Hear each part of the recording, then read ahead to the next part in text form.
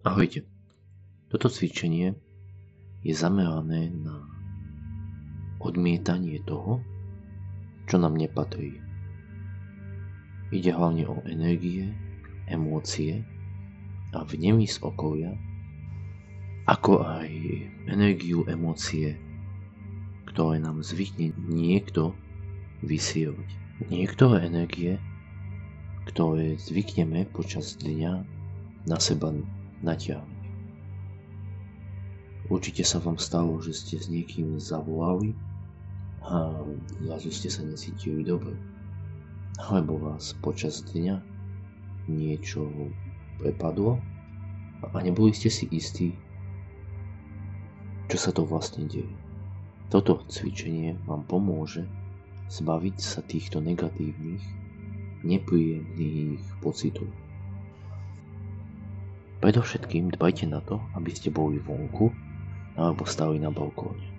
Nech tá negatívna energia nezostane vo vnútri. Samozrejme, predstavujte si, ako energia, ktorá k vám prichádza, ako keby prichádzala cez vás, cez váš žalúdok a skrz tento tunel odchádzala preč a vracala sa tam, kam má.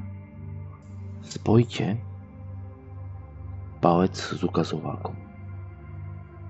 Vytvoríte taký kružok a zvyšné prsty ohnite tak, aby ste vytvorili taký maličký ďalekohľad.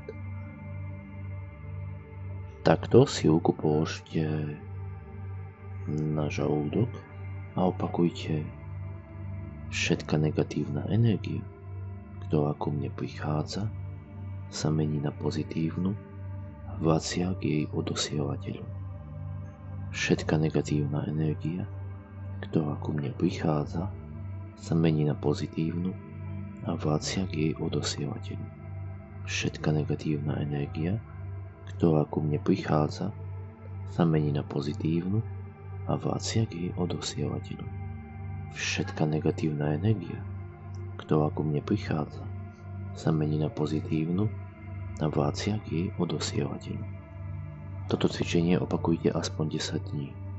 Je viac ako pravdepodobné, že veľmi rýchlo, už do pár dní, prídete na to, kto vám vysiela takúto negatívnu energiu.